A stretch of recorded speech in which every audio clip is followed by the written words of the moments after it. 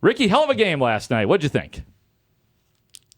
It's just more of what we've seen from the Bulls this season, which is that they cannot beat the worst teams in the league. As you mentioned, now 3 losses to the Pacers. They have 12 wins all year. You know who else has 12 wins all year? The New Orleans Pelicans and the Brooklyn Oh, Nets. The Bulls have oh, also lost to both of those teams uh-huh. twice. The Bulls, if you take that 0-7 record in those games, it's not unreasonable to think the Bulls could have gone 6-1 if they were actually a serious team. And if that were to happen, they'd be sitting kind of pretty in the Eastern Conference standings. Now, at least it wouldn't look like another 39-win disaster for Arturas Karnisovas. They have had some good wins this year, but this is what a 500 team does. You blow it on games you should win. Just no consistency with this roster. So, pretty disappointing loss for the Bulls, but you can't be too surprised right now because, as presently constructed, this is a 500 team. We're a week away from the trade deadline. Talk to me, Ricky. Talk to me. What should the Bulls do, and what do you feel like they will do given how Arturas Karnisovas and Mark Eversley have treated previous trade deadlines and off seasons? The Bulls are not close to accomplishing anything this season, and getting the 8th seed in the East is nothing to be proud of. Arturas constantly holds on to his guys too long, refuses to sell high on anyone, and he has to learn from his mistakes, plain and simple. I mean, what was the stat? Like 4 years in a row, the Bulls started the year 18-21. That should be enough to get fired just with that stat alone. So if the Bulls were smart, if Arturas knew what he was doing, I think that you got to take a small step back this year to try to improve yourself for the future. So I would make a couple moves. The first one I would do, and it would be painful because he's been a great Chicago Bull and a great Chicagoan, but you got to trade Ayo Dosunmu. The guy is shooting 46% from three this year. He's having the best season of his career. He's probably in line to double his salary in free agency. I would expect him to get around mid-level exception money, maybe $15 million a year, 4 for 60. So I'd be looking to trade Ayo. The team I'm looking at is potentially the Portland Trailblazers, who they owe the Bulls a lottery protected draft pick. I would be trying to lower the protections on that pick. Maybe make it top 4 protected instead of top 14 protected. Take back Matisse Thybulle, who's expiring salary. Lock in that you're getting, 2 draft picks in the first round in the 2026 draft. So I think, the Bulls never sell high on anyone. This is a big opportunity for them to sell high on Ayo if they want to do it. I like that deal. Other guy who's got to go, Coby White. Coby, really good player for sure. He's been a rare Bulls developmental success story. But do you really want to pay him $24-25 million a year when you're just a 500 team every single season without much upside? So I'd be looking at the Houston Rockets. And Houston is fascinating because they have a ton of future draft ammunition. The Rockets have Phoenix's unprotected first round pick in 2027. They have swap rights with the Brooklyn Nets in 2027, who are one of the worst teams in the league. They have a bunch of second round picks. So I think a fair deal would be Coby White for Dorian Finney-Smith, and let's say a top 4 or top 5 protected 2028 first round pick from the Rockets themselves. That would give you, a few more bites at the apple. I still think this team could probably make the play-in tournament, starting Trey Jones, who's arguably been their best player. You'd still have Giddey. So even if you lose 2 guards, you'd have decent depth in the backcourt if they do want to continue to try to compete.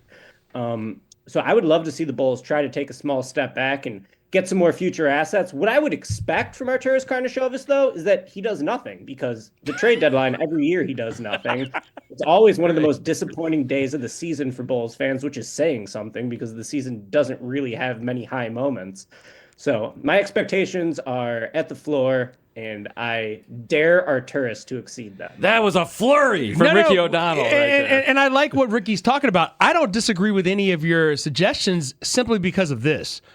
The Bulls, as Arturas and Mark Eversley have pointed out, because this is what happens every year, all you got to do is be not one of the worst 5 teams in the Eastern Conference to make the play-in.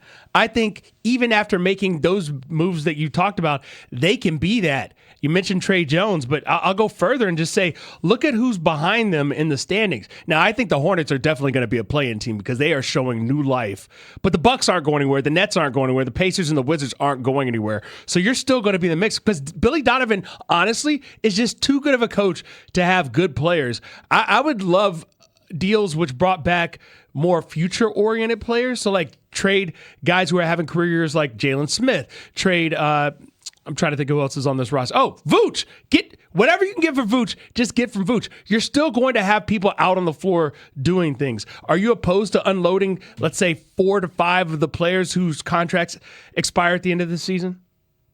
No, that would be great. But I think like if you're going to trade Jalen Smith, who honestly is one of the biggest advanced stat stars in the NBA this year, he's got a plus 15 net rating. The Bulls are 0-7 when Jalen Smith doesn't play, and they win like 60% of their games when he does play. So sure, I'll trade Jalen Smith, but he's pretty good. He's under contract next season for $8 million.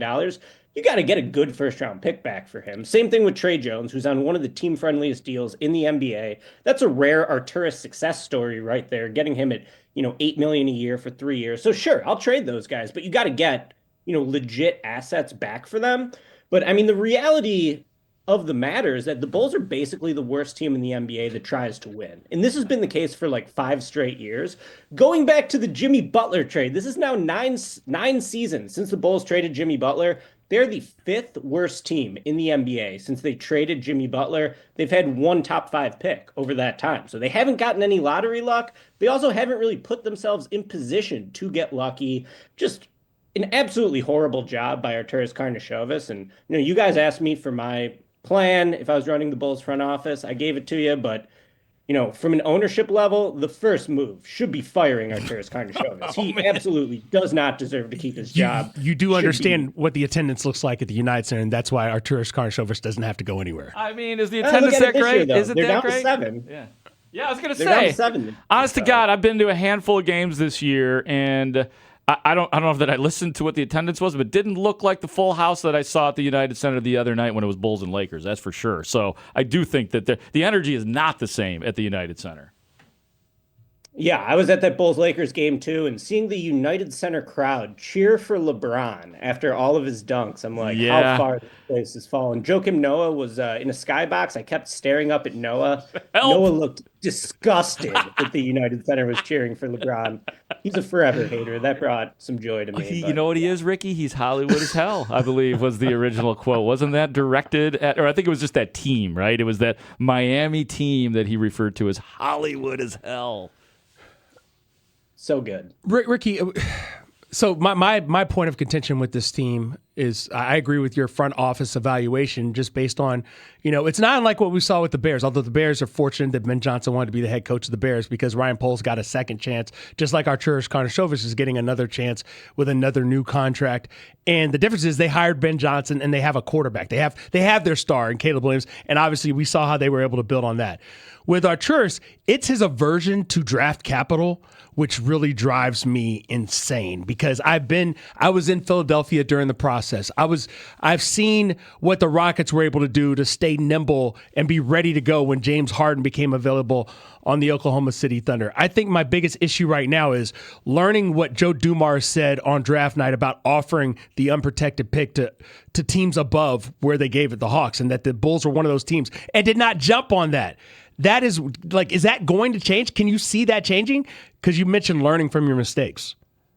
Yeah, I actually love the Bears comparison here because while Ryan Poles has certainly made a lot of mistakes in the draft and free agency or whatever, he did a really good job with the teardown.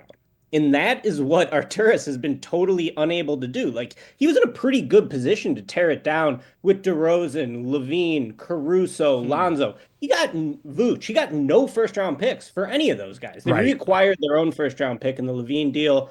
Honestly, the Levine trade was pretty good. Arturas has done a couple things that have been solid.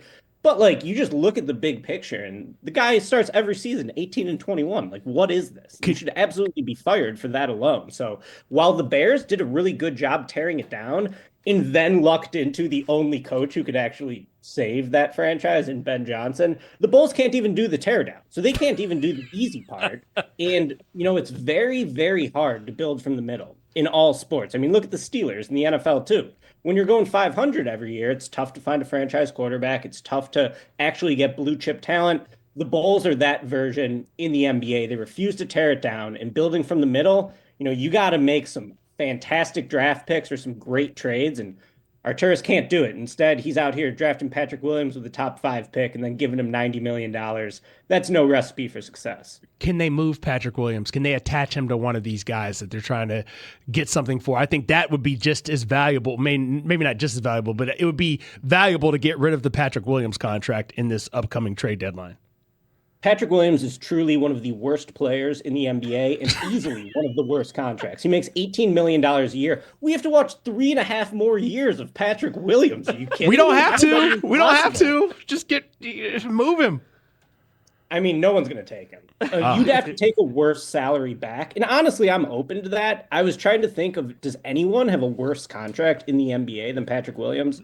The first name that popped up was Jakob Poeltl, center for the Toronto Raptors, who's like out indefinitely with a back injury. I guess that could be a trade. You could swap Poeltl for Patrick Williams. They'd have to basically do a bad money for bad money style trade to get rid of Pat. He's just been so disappointing. He has no athleticism at all. Patrick Williams has 5 dunks this season. He had 51 as a rookie. Oh my God. He's just lost all his athleticism. He's gotten so heavy. That's so sad. Yeah.